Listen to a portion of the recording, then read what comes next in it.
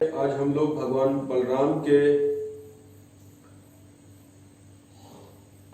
आविर्भाव दिवस के उपलक्ष्य में उनकी लीलाओं तथा उनकी कथा पर चर्चा करेंगे। आप सभी का स्वागत है। हरे कृष्णा। जैसा कि हम जानते हैं कि कृष्ण लीला में भगवान बलराम जो है वो भगवान कृष्ण के ज्येष्ठ भ्राता के रूप में अवतरित होते हैं। तो लीला इस प्रकार है कि भगवान बलराम देवकी के गर्भ में सातवें पुत्र के रूप में अवतरित हुए। उस समय भगवान कृष्ण, जिन्हें कि देवकी के 8वीं संतान के रूप में उनके गर्भ में अवतरित होना था, तो उनसे पहले जो ओरिजिनल संकर्षण हैं, यानी कि भगवान बलराम, वे 7वीं संतान के रूप में अवतरित हुए। जिस समय वसुदेव देवकी जेल में थे, कंस ने उन्हें कारागार में बंदी बना रखा था, क्योंकि ऐसी भविष्यवाणी थी कि देवकी का 8वां पुत्र ही कंस की मृत्यु का कारण बनेगा, और इसीलिए कंस ने उन्हें जेल में डाल रखा था, ताकि देवकी का जो है 8वां बच्चा जैसे ही जन्म लेगा तो कंस उनको मार देगा। पहले 6 पुत्र जो है मारे जा चुके थे। 7वां पुत्र जब देवकी के गर्भ में आया तो देवकी को पता चल गया कि ये साधारण बालक नहीं है, ये अपने आप में पूर्ण पुरुषोत्तम भगवान है। तथा कंस को भी भय आया कि यह कोई साधारण बालक नहीं है, और उन्हें यह पता चल गया कि यह वास्तव में एक विशिष्ट बालक है। तथा उस समय भगवान कृष्ण ने अपनी योग माया से कहा कि आप ये जो ओरिजिनल संकर्षण है और मेरे बड़े भ्राता के रूप में अवतरित होने जा रहे हैं इस भौतिक संसार में, तो इन्हें आप देवकी के गर्भ से रोहिणी के गर्भ में स्थानांतरित कर दीजिए। और भगवान ने योग माया से कहा कि आप बहुत ही सावधानी से काम करिएगा, ताकि उन्हें जरा भी क्रोध ना आए और उन्हें कोई कष्ट भी ना हो।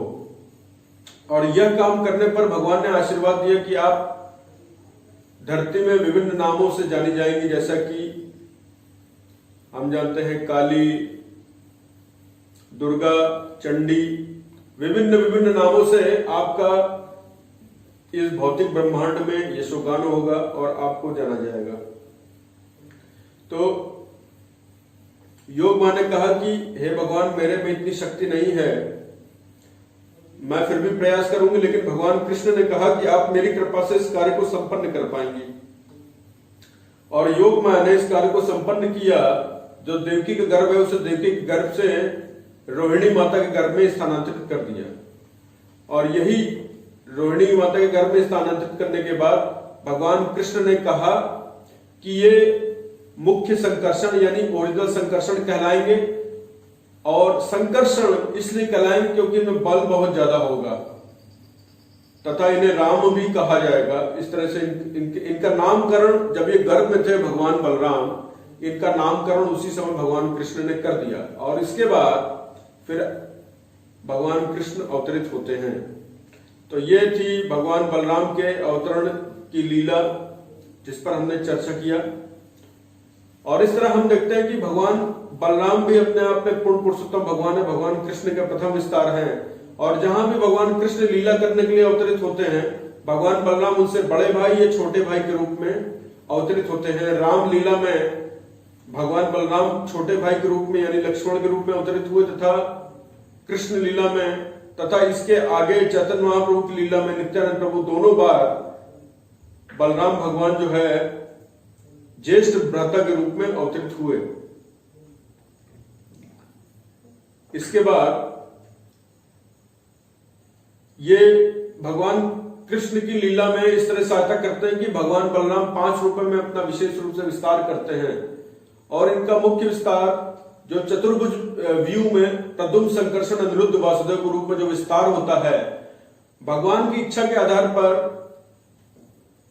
और विस्तार करने के लिए, वैकुंठ लोक का विस्तार, उसके बाद भौतिक ब्रह्मांड में उनको पालन करने का विस्तार जो भी करते हैं, वो सब भगवान बलराम ही अनेक विष्णु तत्वों में।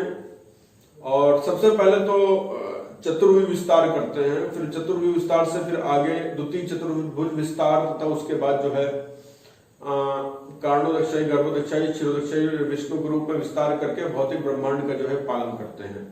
इसके बाद भगवान जो है विभिन्न विभिन्न इंस्ट्रूमेंट्स जैसे कि हारमोनियम, तबला, ये सब भगवान बलराम के विस्तार है। केवल भगवान कृष्ण को आनंद प्रदान करने के लिए भगवान बलराम अलग अलग इंस्ट्रूमेंट्स के रूप में भी अपना विस्तार करते हैं।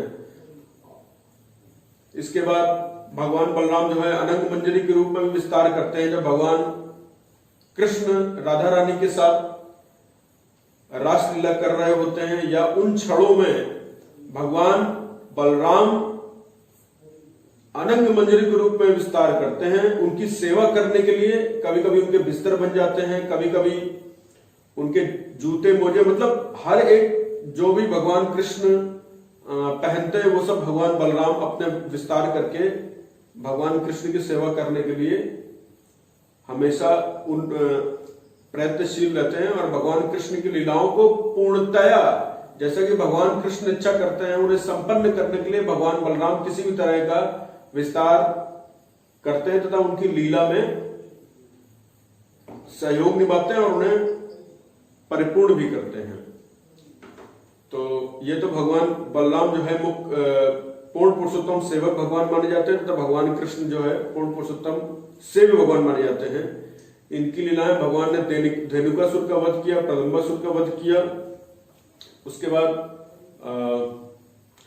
यमुना देवी से भी भगवान ने जब उनका आह्वान किया था, यमुना देवी नहीं आई, तो उनको भी जो है 100 स्ट्रीम्स में वो विभाजित करने जा रहे थे, तो यमुना देवी ने जो है क्षमा मांगा। रोमहर्षण का भी उद्धार किया। इस तरह से इनकी कई अनेक लीलाएं हैं, और इन लीलाओं के माध्यम से भगवान बलराम हमें आनंद प्रदान करते हैं। तो भगवान बलराम जो है गुरु तत्व भी माने जाते हैं। तो इस दिन हमें गुरु तत्व से ये प्रार्थना करनी चाहिए कि हे भगवान बलराम, हे गुरु तत्व, मैं सदा अपने गुरु के निर्देशों का यथावत पालन करता रहूं, और इसके लिए मैं आपसे आपकी कृपा की, जो कि ओरिजिनल गुरु हैं, आपकी कृपा की याचना करता हूं। हरे कृष्ण।